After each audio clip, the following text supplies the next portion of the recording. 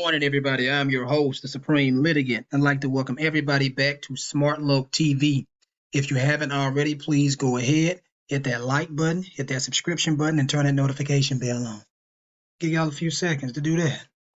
All right, now, if you were watching in the previous video, this is obviously part 2. In the previous video, there was a case cited at the bottom called Ex parte more. That is this case that I said I was going to read. This case is, it looks like it's probably about 6 pages, since I don't have to read the top. So let's get into it. This was an application by the petitioner, S.T. Moore, for a writ of habeas corpus and certiorari to effect the discharge from an from an alleged illegal imprisonment. I'm going to say unlawful imprisonment, and to revise an order of Honorable John Henderson made upon application for habeas corpus before him, refusing the writ, so his writ was denied. The agreed facts of the case are as follows. I'm going to say the agreed relevant facts of the case are as follows. On the 11th day of August, 1868, the legislature passed an act entitled Enact to incorporate the town of Munford in the county of Talladega. Enact to incorporate the town of Munford in the county of Talladega. The 5th section of this act makes it a misdemeanor. All right, so we're going to stop right there. The fact that this is an act by the legislature is prima facie evidence or is patently clear that there is no judicial authority in here anywhere, because the legislature does not have any judicial authority to give to anybody. Does that make sense? An act to incorporate the town of Munford in the county of Talladega. The 5th section of this act makes it a misdemeanor, punishable by fine and imprisonment for any person to sell, give, or otherwise dispose of any intoxicating liquors, and within the corporate limits of said town, provided that druggists may sell for municipal purposes or for medicinal purposes. Section 5 treats of no other subject. This was no organization under the Act of 1868. Let me rephrase that. There was no organization under the Act of 1868 until the Act was amended by the Act of February 9, 1871, which later Act provides that an election should be held for an intendant and 6 councilmen as officers of said corporation of Munford. Told y'all they corporations. On the first Monday in April 1876. So if I were y'all, I would go and read all of the old cases in regards to when these so-called cities and towns and counties incorporated and became corporations. It seems like most of them are going to be in the early 1900s, 1800s, and possibly 1700s. That's what I would go and read. And appointed the inspectors to hold said election, requiring them to give notice, and no election was held under this latter act until the first day of April 1872, on which day an election was held by the officers appointed by the Act of 1871 in compliance with all the terms of that act, except as to time. The officers elected at this election accepted, qualified, and entered upon the discharge of their respective duties, and continued to act as such until a new election was held on the first Monday in April 1873. So what this is telling me, y'all, is the previous people who incorporated these towns were shareholders. Because it's a corporation. As a matter of fact, let me pause right there and go and read this. This was a long case, so I didn't read it, but there was something that stuck out to me in this case that I read. It really stuck out to me. So let me go and read this. I posted this last night on my channel, on the community section of my channel. Right here. This one right here. Now, remember I just told y'all that the people who initially owned the land and decided to incorporate that town during that long time ago, they seem to be some sort of shareholders or something like that. So I want y'all to check this out. I'm not going to read this, but I want y'all to go and read this. This is on the community section of my YouTube channel. I want y'all to go and read that. I'm going to get back to the video because I don't want to make it any longer than necessary. Give me 1 second. I'll be right back. All right, y'all, I'm back. Sorry about that. The officers elected at this election accepted, qualified, and entered upon the discharge of their respective duties and continued to act as such until a new election was held on the first Monday in April 1873, when the same officers were re-elected and were exercising the duties of their respective offices when the charter was amended by the Act of April 10th, 1873. They got a charter. All right, that's in Alabama. That's how towns and cities became to be. They got a charter, a corporate charter from the legislature. All right, a corporate charter. All right, this amendment is not material to the point at issue in this case.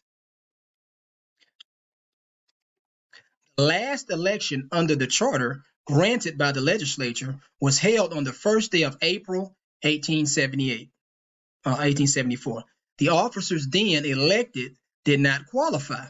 The charter of the town granted by the legislature has never been declared forfeited or void by any direct judicial proceedings instituted for that purpose, nor had it ever been surrendered to or accepted by the legislature, nor had any repeal of the act been passed.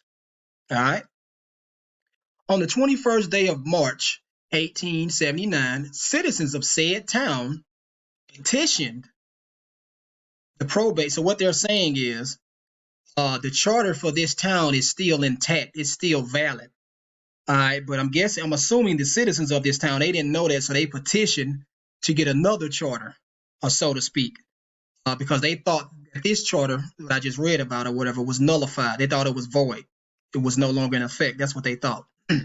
On the 21st day of March, 1879, citizens of said town petitioned the probate judge of Talladega County for a charter under the provisions of Part 1, Title 4, Chapter 1. So in other words, they're trying to make, even though they're already subject to it, I want y'all to think of it like this. They're petitioning to incorporate their city. In other words, they're trying to come within the territorial jurisdiction of the legislature. They're making themselves subject to the territorial jurisdiction of the legislature. They're voluntarily doing that because the legislature does not have any jurisdiction over them. All right. This makes so much sense to me now. I'm so glad I found these cases. This makes so much sense to me now. So much sense. Let me see. Petition the probate judge of Talladega County for a charter under the provisions of Part 1, Title 14, Chapter 1 of the Code, which is not law, for the town of Munford with the same limits and boundaries prescribed by the former charter granted by the legislature, which was accordingly granted by the probate judge as prayed for in said petition on the 16th day of April 1879. Let me see. There was an election for officers of the corporation. I'm going to read that for y'all again. They corporations, y'all. They corporations. All right. They corporations. There was an election for officers of the corporation in conformity to the provisions of this charter, at which election H.A. Street was elected intended and in organization of the Board of Councilmen thereby elected. J.L. Stroud was appointed marshal by Section 1782 of the Code. It is declared that the corporate authorities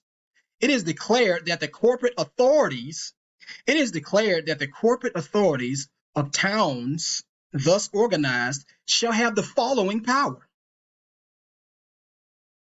to impose fines not exceeding $50 for breach of their bylaws or ordinances, and to enforce and collect the same by execution against the property of the offender, or in such case of breach of the peace or disorderly conduct, by imprisonment for a period not exceeding 30 days. And any person failing to pay the fine assessed against him under the provisions of this section may be sentenced by the officer or officers trying the case to hard labor on the streets of the town for a period not exceeding 30 days. The municipal government elected and organized under the charter granted by the probate judge made and passed a bylaw prohibiting the sale of spirituous or vinous liquor within the corporate limits. Within the corporate limits, in other words, within their territorial jurisdiction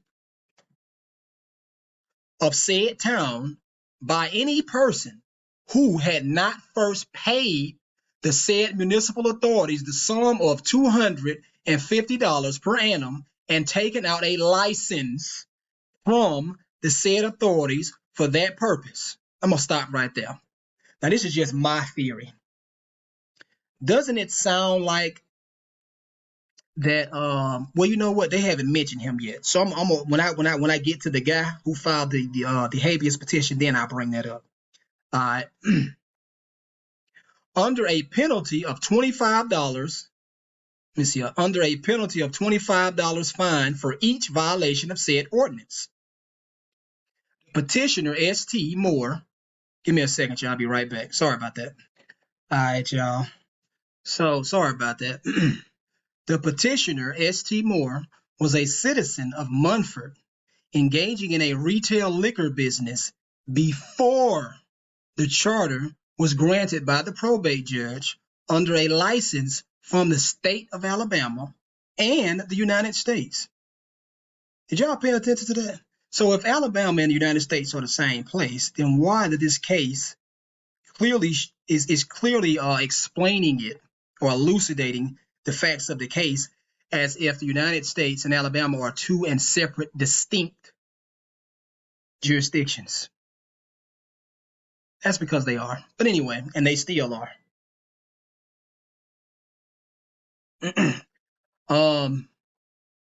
Let me see. Under a license from the state of Alabama and the United States, and refusing to pay the tax required of him by the ordinance, was arrested by the authorities on a charge of violating said ordinance and fined $25. So in other words, he was doing this business, he was engaged in this business before they got the charter, all right, before they incorporated this town. So they really didn't have any jurisdiction over any jurisdiction to enforce any statutes on him, or so to speak. The only one who probably could have done something to him possibly was the sheriff, all right. Provided that that's all the facts of the case. So let's go down. The intendant thereupon issued a mitimus to the town marshal Stroud, which recited trial and conviction of the petitioner and his sentence to pay a fine of $25 and cost, commanding the marshal to receive him into custody and detain him until such fine and cost are fully paid. Okay, so a mitimus, a writ of mitimus is like it's kind of like a writ of arrest, so to speak. I was actually ordered to be released from jail on a writ of mitimus before, because the so-called judge knew he didn't have any jurisdiction over me and so forth like that. He knew, and I knew, and that was all that mattered to me. But he had to put up a front as if like he did, because he had police officers in there looking at him, and he didn't want to look bad in front of them. But long story short, he ordered me released about 2 or 3 days later on a writ of mitimus. Being in the custody of Stroud under this mitimus, petitioner applied to Honorable John Henderson, circuit judge, for habeas corpus. He's saying that you unlawfully imprisoned me. On the hearing of this petition, the circuit judge was of the opinion that the original charter granted by the legislature in 1868 to the town of Munford was unconstitutional because the act incorporating it contained more than one subject, and that the subsequent incorporation by the judge of probate was valid. He dismissed the petition and remanded petitioner to the custody of Stroud. Moreover, thereupon renewed his application to this court. So these are attorneys right here, appear to be attorneys or whatever, for the petitioner, the guy who's in prison, right? Well, who was in prison. There was an existing corporation of the town of Munford, and the probate judge was without authority to grant a charter. This is what they're arguing. The argument on the unconstitutionality of the charter granted by the Act of 1868 rests on the idea that the fifth section of the Act is not referable to the title and is legislative on another subject. Utterly for let me phrase that. And is legislative on another subject utterly foreign to the avowed object of the Act. The object of that act was to incorporate the town of Munford.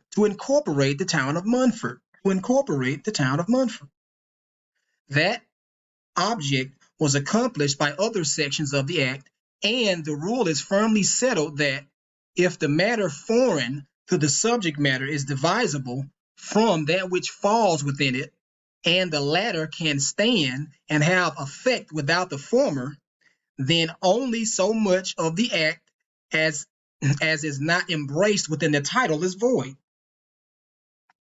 If the legislative charter was a valid subsisting one, there can be no doubt that the charter granted by the probate judge is a nullity and void. And any law enacted by the new corporation, is void because they act under a void charter.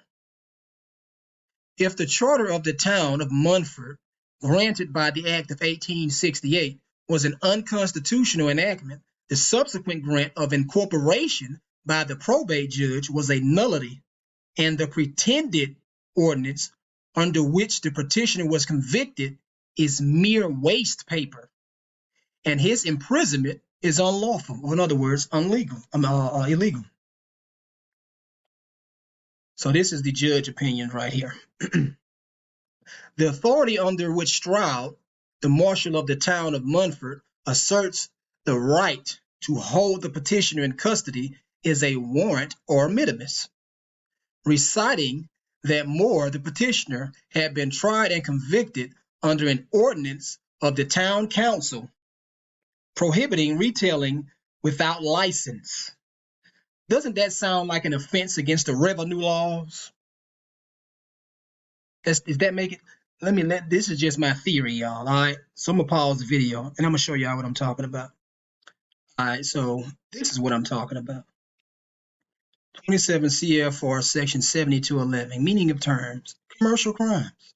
All right. Now, even if this, this CFR was written after this case was made, it still sounds like in the case that I'm reading that the guy, so to speak, or whatever, has committed some sort of commercial crime or some sort of crime or offense that has come within their territorial jurisdiction, or something that they have territorial jurisdiction over, something like that. That's what it seems like. So I'm gonna read this right here. Commercial crimes. Any of the following types of crimes, federal or state: offenses against the revenue laws, burglary, counterfeiting, forgery, kidnapping, larceny, robbery, illegal sale or possession of deadly weapons, prostitution, including soliciting, procuring, pandering, white slaving, keeping house of ill fame, and like offenses. I'm not going to read all that, but y'all get what I'm saying. Addiction to narcotic drugs and use of marijuana will be treated as if such were commercial crime. Let's get back to the case. So where did I stop?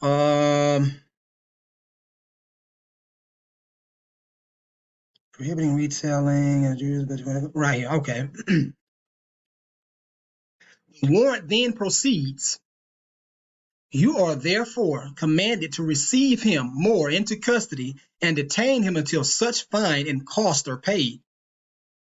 This warrant was signed by A.J. Street, intendant of the town of Munford, not by a judge, like a real judge that has constitutional authority to exercise judicial power, judicial authority.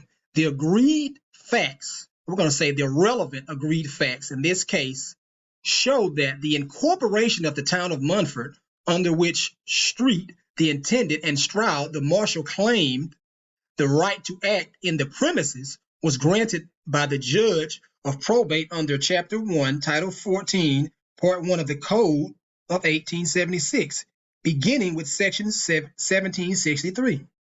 Section 1782 is an enumeration of the powers of municipal corporations thus chartered. The corporate authorities of such town have the following powers: to impose fines not exceeding $50 for breach of their bylaws and ordinances, and to enforce and collect the same by execution against the property of the offender, or in case of breach of the peace or disorderly conduct, by imprisonment for a period not exceeding 30 days. And any person failing to pay the fine assessed against him under the provisions of this section may be sentenced by the officer or officers trying the case to hard labor on the streets of the town for a period not exceeding 30 days. They've been doing that for a long time. The petitioner was not convicted for a breach of the peace, nor for disorderly conduct, and hence could not be imprisoned as a punishment. His offense could be punished by a money fine not exceeding $50 to be collected by execution against the property of the offender, with the further provision that if he failed to pay the fine assessed against him, he might be sentenced to hard labor on the streets of the town for a period of 30 days. Committing an offender to the custody of an officer is depriving him of his personal liberty, is imprisonment. It is, in this case, indefinite in duration, until such fine and cost are fully paid is a mandate. I agree. This is essentially different from hard labor on the streets. It is not for us to speculate on the relative hardship of odiousness of the two modes of punishment. Sufficient for us that the statute authorizes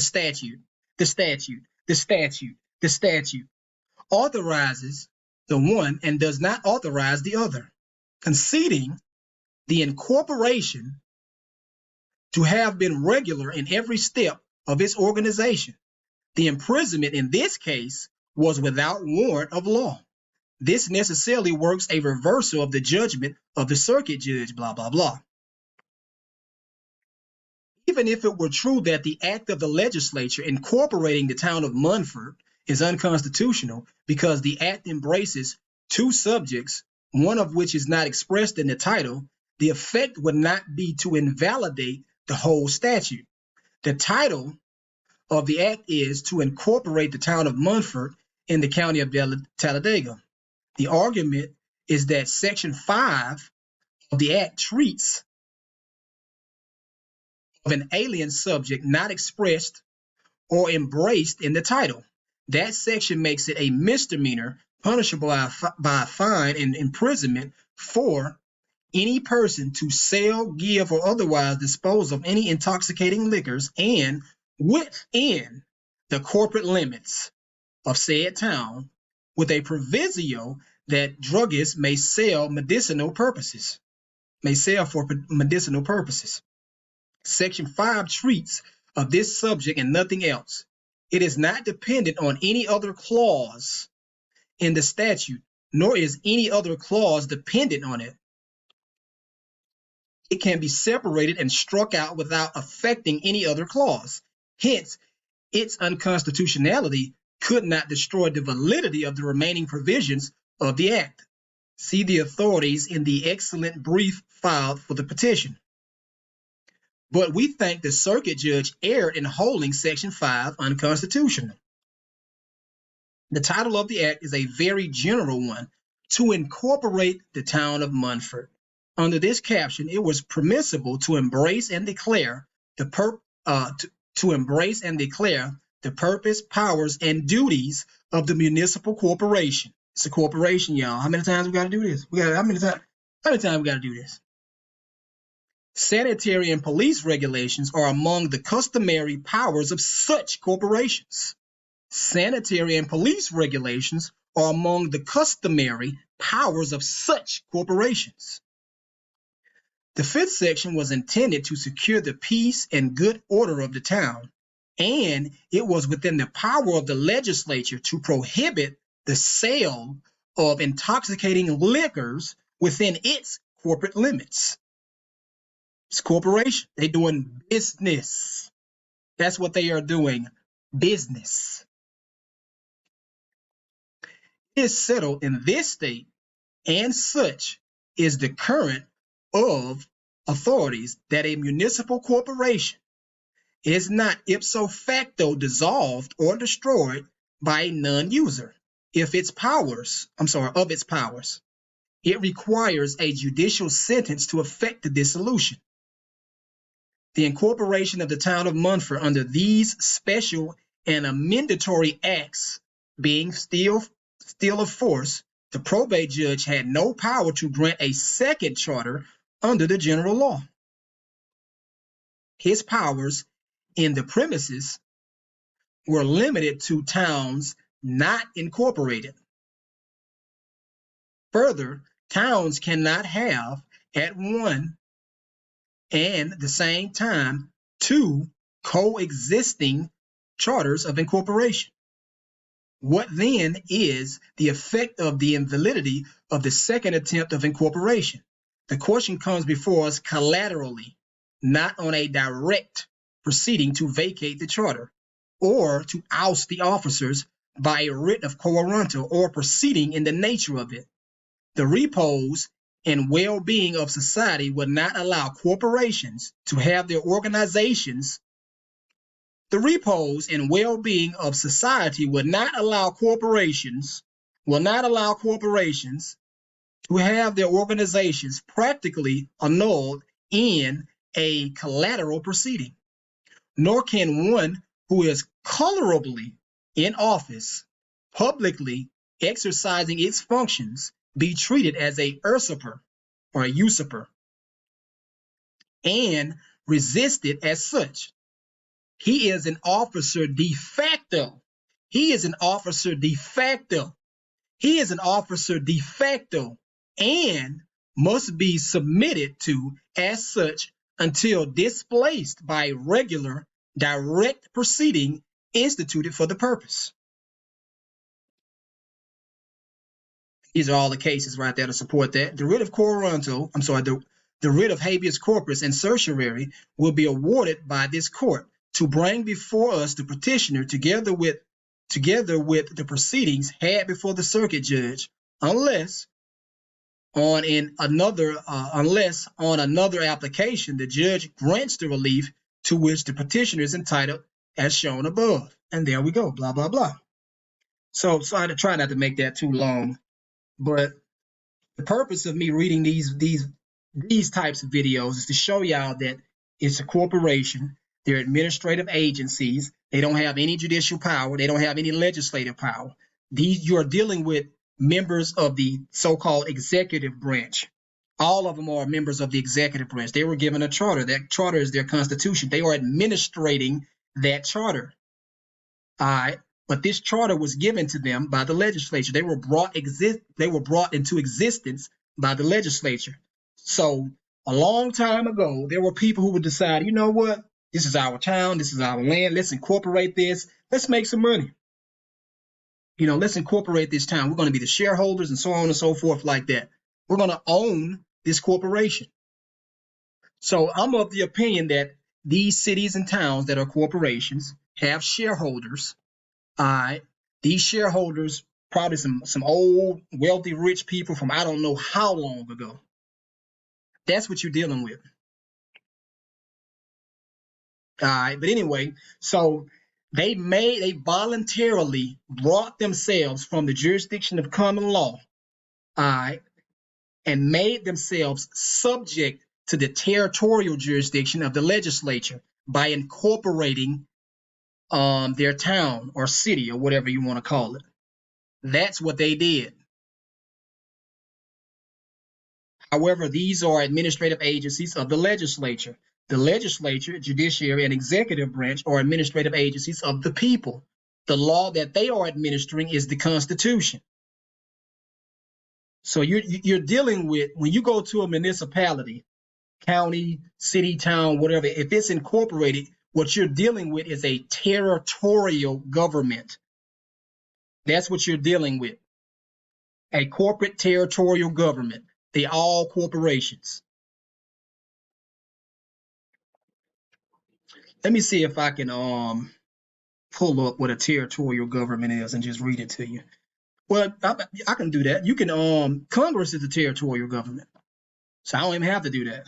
They're territorial government. It's the same thing. So essentially what they're doing is these so-called cities and towns, or whatever you want to call it, counties or whatever, they are political subdivisions. These political subdivisions are also territories. They have voluntarily made themselves subject to this so-called statutory jurisdiction. All right. So it's implied that the nature of the offenses in this particular jurisdiction is not common law jurisdiction, because there are no statutes in common law jurisdiction. So it's implied with whatever duties that they were given to follow in regards to the Constitution, that's what they're doing. So it's commerce. That's what it is. But anyway, that will be the end of this video. Hopefully this helped y'all out. The Supreme Litigant is out. Peace.